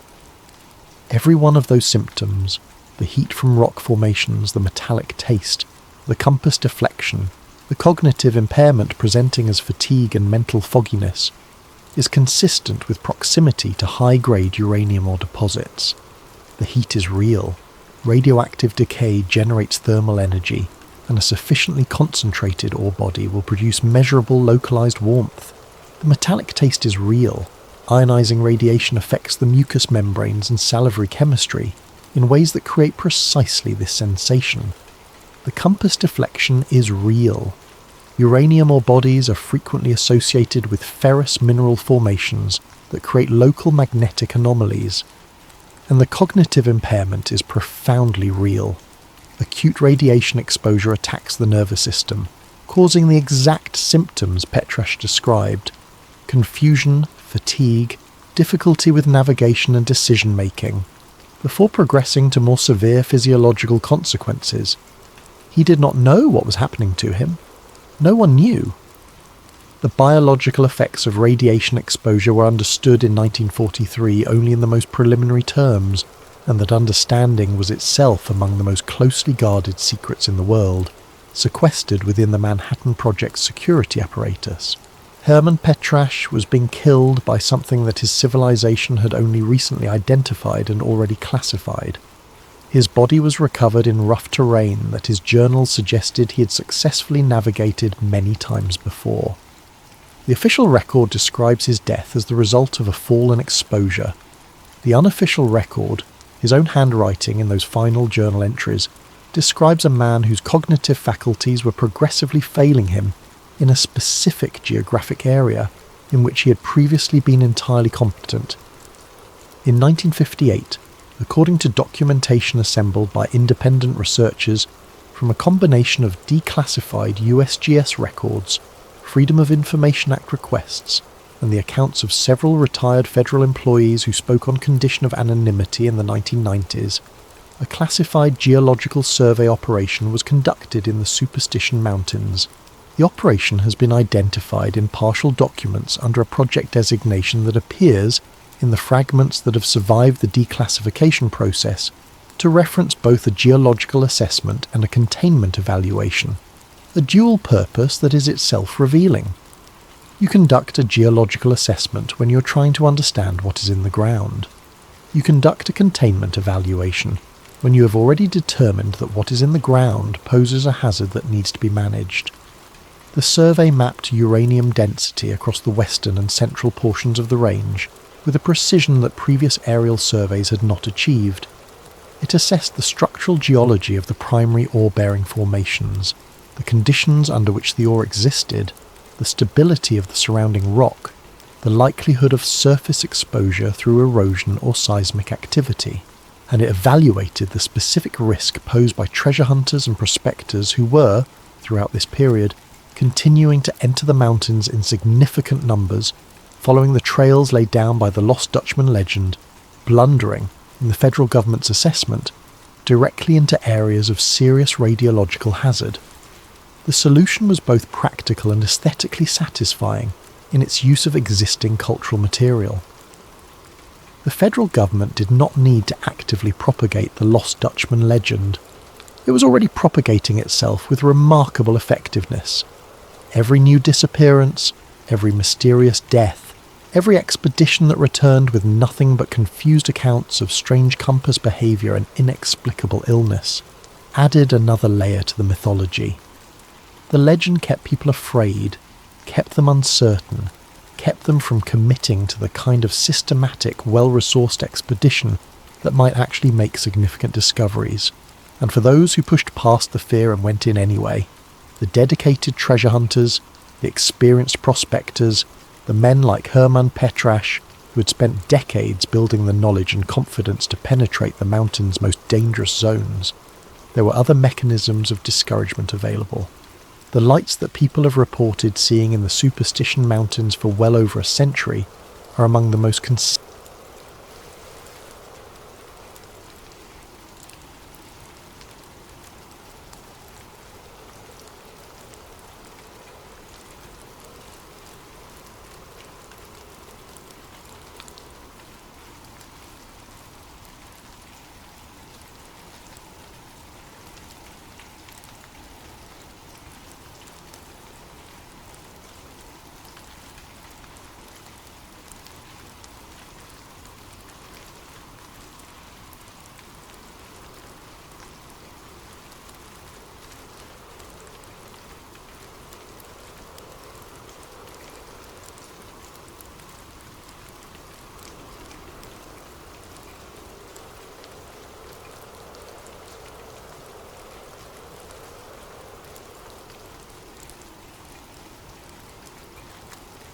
Before we get into tonight's story, a huge thank you to some of the people who made this one happen.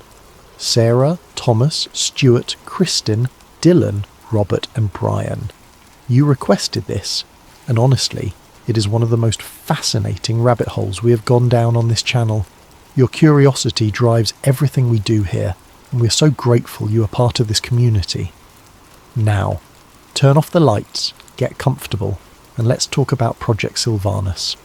There is a particular kind of silence that falls over a forest just before something extraordinary happens.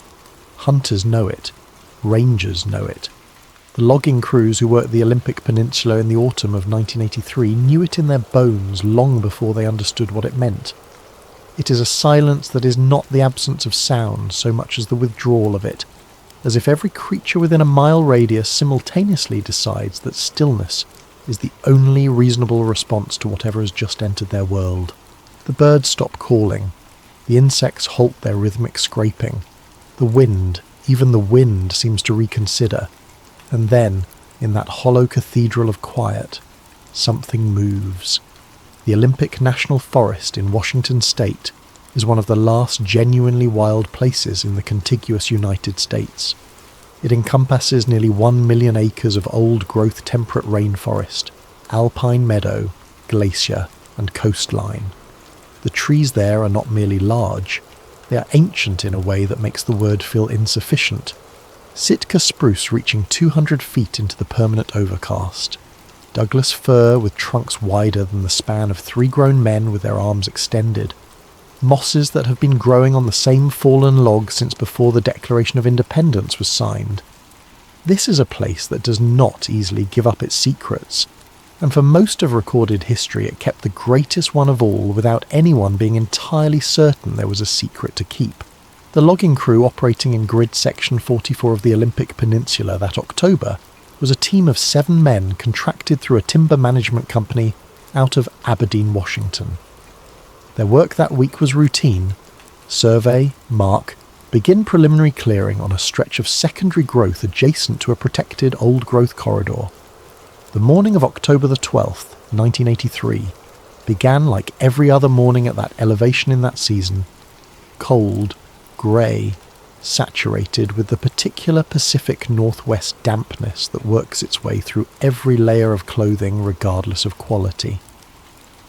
The crew chief, a man named Gerald Harwick who had worked this peninsula for 19 years, noted in his personal log that the fog that morning was unusually dense, sitting low between the trees and shifting curtains that reduced visibility to perhaps 30 or 40 feet in any direction.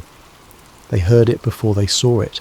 That much every man in the crew would later agree upon, though the circumstances under which they agreed were not public, and the people to whom they gave their accounts were not journalists or wildlife researchers. They heard a sound unlike anything they had encountered in a combined 112 years of outdoor labour. It was not precisely a vocalisation, not in the way a bear or elk vocalises. It was lower than that, and it carried a quality of resonance that seemed less like a sound passing through air and more like a vibration moving through the ground itself. Several of the men reported feeling it in their chests before their ears registered it. One described it later as similar to the lowest note a pipe organ could produce, felt rather than heard, emanating from somewhere ahead in the fog. Gerald Harwick was the first to see it clearly. He had moved perhaps 15 feet ahead of the rest of the crew to inspect a survey marker when the fog shifted and opened. For a period he estimated at between 4 and 6 seconds into something approaching visibility. What he saw standing at the tree line on the far side of a shallow drainage ditch was not a bear. He knew bears. He had encountered black bears and brown bears in these woods across nearly 2 decades of work. What he saw was bipedal. It stood on 2 legs with a stability and stillness that suggested it was not merely pausing from quadrupedal movement, but that 2 legs were its natural and practiced posture. His estimation of its height, given later under circumstances that required complete confidentiality, was between 9 and 9.5 feet.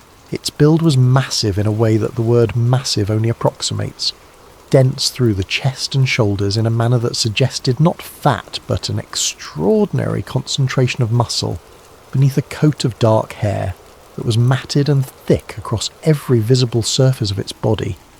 It looked at him. He was certain of this. Whatever other uncertainties he carried about what he had seen that morning, the quality of being looked at was not among them.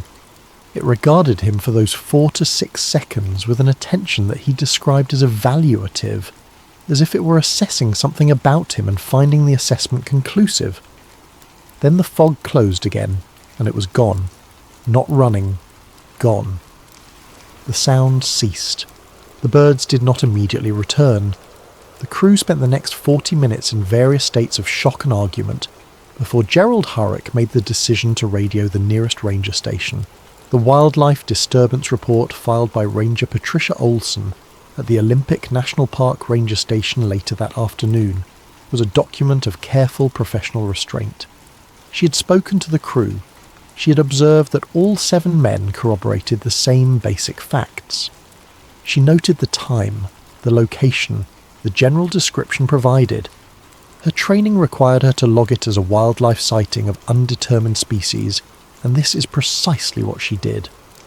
what her training did not require, and what she did anyway because she was thorough and because something in the accounts of 7 experienced outdoorsmen unsettled her in a way she could not immediately articulate, was to notify the regional supervisor and request that someone with more wildlife expertise conduct a follow-up assessment. She did not expect what followed. Within 24 hours of filing her report, 3 unmarked helicopters, not Park Service, not Forest Service, not any agency she could identify by their markings, which were limited to numerical sequences she did not recognise, arrived at the ranger station. The men who disembarked were in civilian clothing but carried themselves with a posture and economy of movement that she recognised as military. They did not introduce themselves with full names. The man who spoke with her gave her a single surname, which she would later describe as possibly a pseudonym, and presented credentials from an office within the Department of the Interior that she had never heard of and which she subsequently could not locate in any official directory of federal agencies. The section of forest where the sighting had occurred was closed within 12 hours of the helicopter's arrival. The stated reason, communicated to the ranger station through official channels, was a wildfire containment precaution related to an electrical storm system moving through the region. There had been no electrical storm. Ranger Olson noted the discrepancy in a private journal she kept separate from her official records. She noted something else as well. The closure extended not just around the drainage ditch area where the sighting had occurred, but across a radius that she calculated at approximately 4 miles in each direction from that central point. This was not a wildfire precaution. This was a perimeter. What she could not have known, and what would not become even fragmentarily apparent for 2 decades, was that the perimeter existed because the men in the helicopters were not searching for something that might still be there. They already knew, from instrumentation she had no awareness of, precisely where it was and where it was going. The United States Geological Survey maintains a network of seismic monitoring stations throughout the Pacific Northwest, designed primarily for earthquake and volcanic activity detection. The stations are sensitive enough to register surface disturbances at remarkably fine scales. The data from 3 stations in the Olympic Peninsula region, covering the period from approximately 2 in the morning to 6:40 in the morning on October 12th, showed something that the standard analysis software flagged as anomalous, and referred to a human analyst who, in turn, referred it to a supervisor who, in turn, made a phone call to a number that did not appear in any standard directory. The seismic data showed a pattern of ground impacts consistent with bipedal locomotion. This in itself was not unusual. Humans move bipedally through forests all the time, and the sensors could register that. What distinguished these impacts was threefold. The weight distribution was substantially beyond the range consistent with human locomotion, falling instead in a range that the analyst's notes described as consistent with an erect primate of extraordinary mass. The stride symmetry was perfect in a way that was unusual even for trained human movement, a complete left-right regularity that bore no resemblance to the rolling, compensating gait of ursine movement, which was the only other candidate a standard analyst would have considered. And the pattern of movement extended across a 4-mile corridor that ended, as of the last registered impact, at a point deep enough in the old-growth forest that the analyst had flagged it as a dead end, a dense grove of old-growth fir with no obvious egress. The military convoy that arrived at the access road to Grid Section 44 at approximately 11:30 that night was not officially military, but the equipment they unloaded over the 1940s was not the same as the equipment they unloaded over the 1940s. But the equipment they unloaded over the course of the next 3 hours, and the efficiency and precision with which they deployed across a wilderness terrain in darkness, spoke to a level of operational planning and physical conditioning that bore no resemblance to any civilian agency. By dawn, whatever they had come to do was complete. The convoy departed. The perimeter remained. 2 weeks later, the wildfire containment closure was quietly lifted. No fire had occurred. No explanation was offered for the closure's removal. Ranger Olson's wildlife disturbance report was reclassified internally as a routine false alarm attributable to equipment misidentification by civilian contractors and removed from the active database. She kept her journal. She kept her doubts. She retired 8 years later without ever publicly discussing what she had observed in October of 1983. The document that would later become the central artifact of the entire Project Sylvanus archive was a 3-page internal memorandum generated on October 14, 1983, under the letterhead of an office within the Department of Defense whose full name was the Biological Anomaly Containment Initiative. The BACI was not a widely known program. Its existence, to the extent that it existed on paper at all, was buried within the administrative structure of a larger and more legitimate research division that dealt with agricultural and environmental biosecurity threats. This was by design. The BACI had been established in 1978, following a series of unexplained biological encounters in remote wilderness regions across the western United States. Encounters that were significant enough, in the assessment of certain analysts, to justify a standing response capability, but sensitive enough that no formal public acknowledgement was considered appropriate or desirable. The October 14th memorandum activated the BACI's highest operational tier. It designated the subject of the Olympic Peninsula incident as Specimen A. It outlined 3 immediate objectives in language that was clipped, technical, and entirely devoid of the kind of astonishment that a reader encountering it decades later might expect. The first objective was secure transport of Specimen A to a designated inland holding facility. The second was initiation of a full anatomical assessment protocol. The third was establishment of behavioural observation parameters to be conducted under controlled conditions. The memorandum described Specimen A in terms that read like a military equipment specification. Dense musculature, consistent with sustained load-bearing locomotion. Thick dermal tissue suggesting adaptation to environmental exposure. Vocalization range extending into infrasonic frequencies below the threshold of standard human hearing. Neural mass estimated via field assessment at substantially elevated levels relative to known great ape species. There was no wonder in the language. There was no awe. There was only the flat procedural certainty of a bureaucracy that had encountered something extraordinary and was determined to process it as efficiently as a requisition form. The holding facility to which Specimen A was transported was located in a remote stretch of northern Idaho that had been, in its public documentation, a forestry research outpost operated jointly by the Forest Service and a private environmental consulting firm. The consulting firm was a shell organisation. The Forest Service designation was genuine but hollow. The station appeared in agency records, received modest annual budget allocations that were never questioned, and generated quarterly reports that were competently fabricated by someone with enough familiarity with forestry research methodology to make them plausible. No actual forestry research had been conducted at the site since its construction in 1979. The facility itself descended through 7 sub-levels beneath a surface structure of convincing modesty. A cluster of wooden buildings indistinguishable from the kind of modest research station that dotted remote federal land across the region. Below the surface, the architecture was something else entirely. The first sub-level housed the administrative and communications infrastructure, server banks, radio equipment, a direct encrypted line to the Washington office that managed BACI operations, and dormitory quarters for the rotating staff of approximately 30 personnel.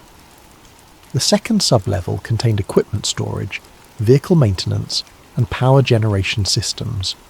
The third sub-level was where the observation chambers were located, a series of reinforced enclosures with one-way viewing panels, microphone arrays calibrated for both standard and infrasonic frequency ranges, and environmental controls capable of replicating a wide range of temperature, humidity, and light conditions. The fifth sub-level was the behavioural laboratory. This was where, over the course of the years that followed, researchers would conduct the experiments that would eventually shatter their professional frameworks and force a reclassification so significant that it generated an internal crisis that never reached the public. The 6th sub-level housed the genetic sequencing unit, which in 1983 was equipped with the most advanced DNA analysis technology available. Technology that was, even by the standards of that era, extraordinarily expensive and not widely accessible outside of the highest funded research institutions. The 7th sub-level was accessed by a single elevator that required 2 simultaneous key authorizations from personnel of senior classification, and its purpose and contents were known only to those whose names appeared on a list that was itself classified at a level requiring specific executive authorization to view. Specimen A arrived at the facility on October 17, 1983, transported in a custom-fabricated containment unit that the transport logs described only as Unit C7.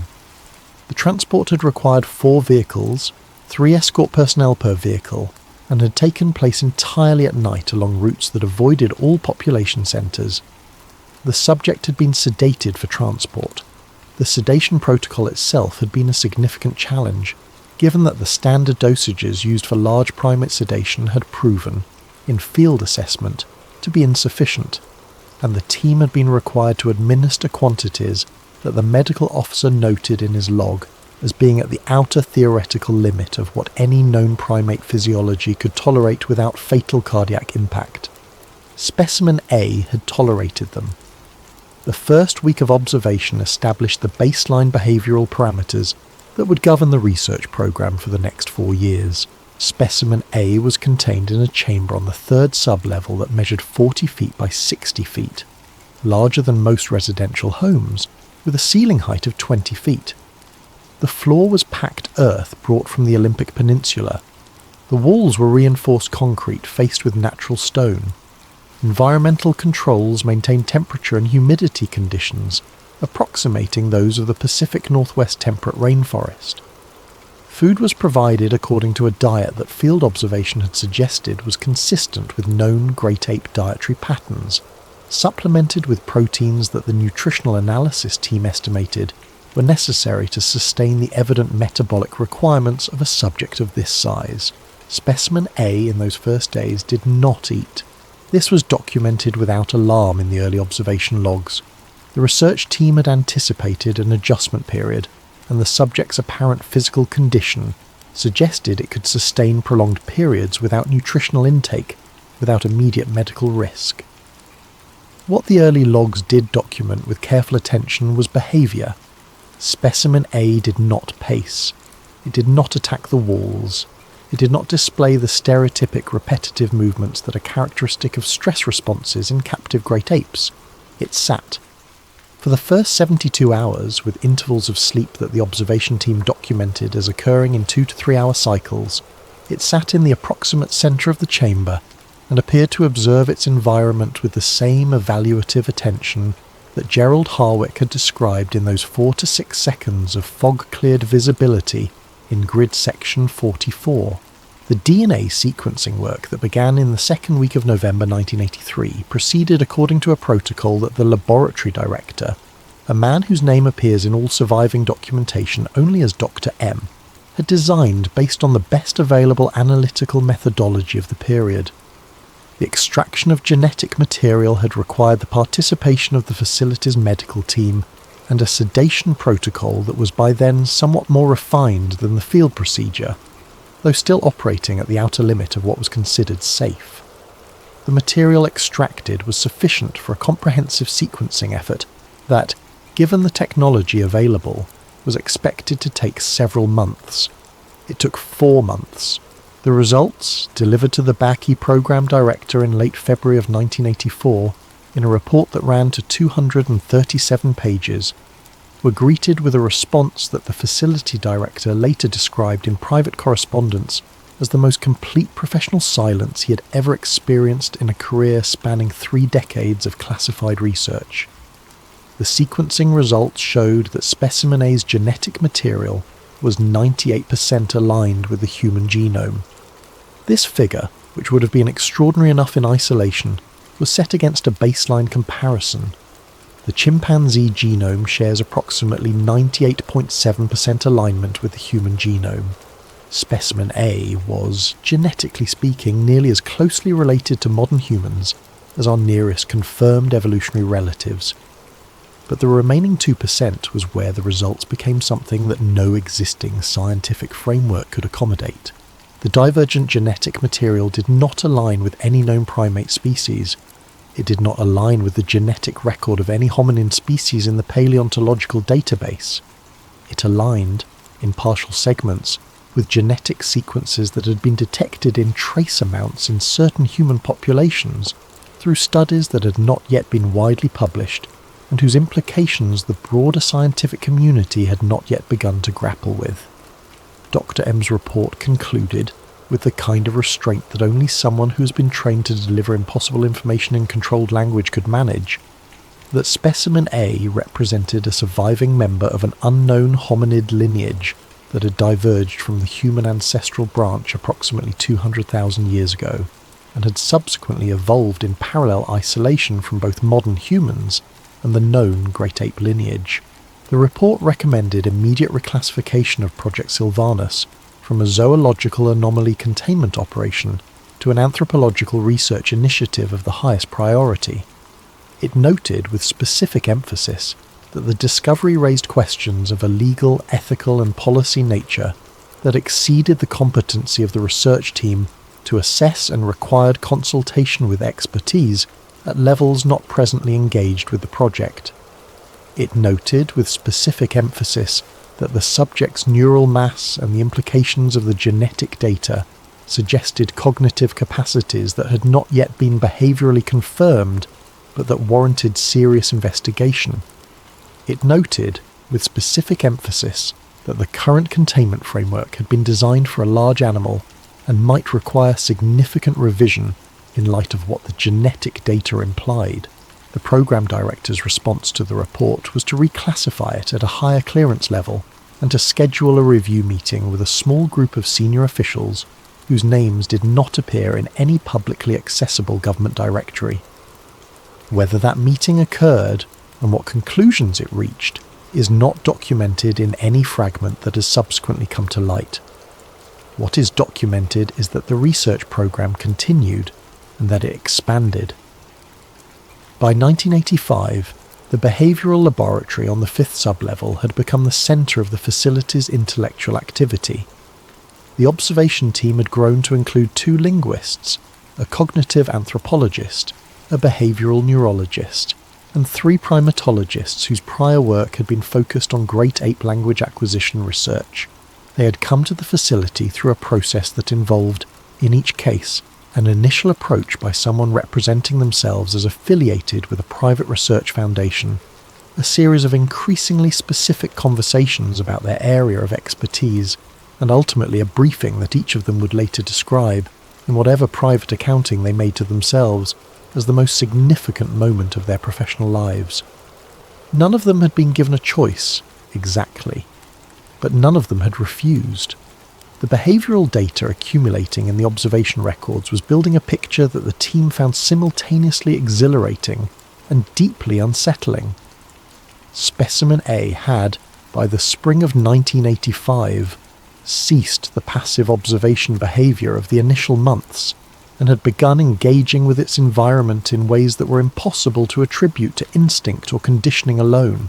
The subject had organised the elements of the chamber, the rocks, the branches, the soil, into patterns that recurred with sufficient consistency to suggest intentionality. The patterns were not random. They were not decorative in any way the researchers could immediately interpret.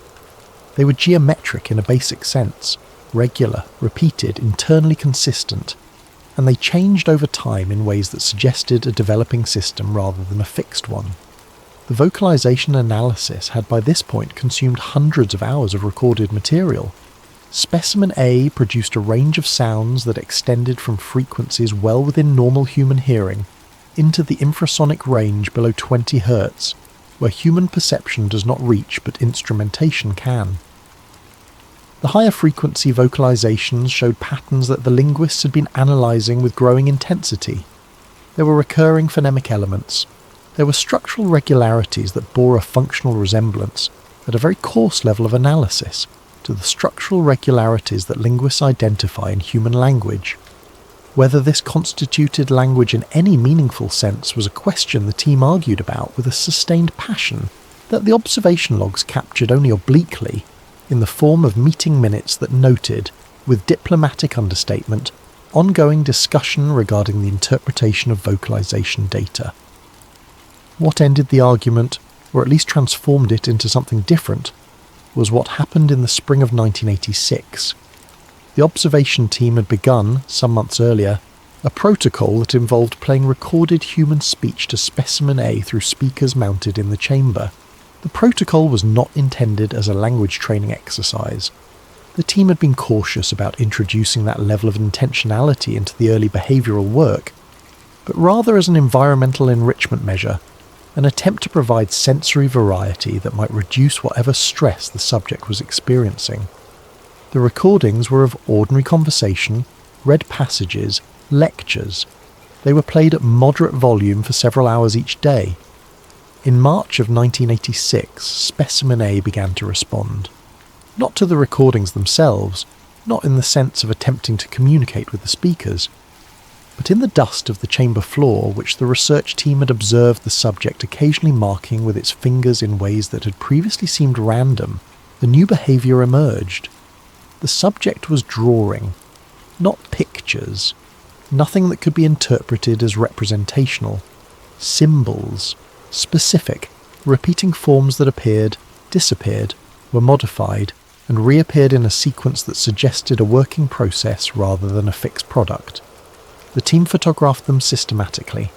The cognitive anthropologist spent 3 weeks developing a cataloguing system.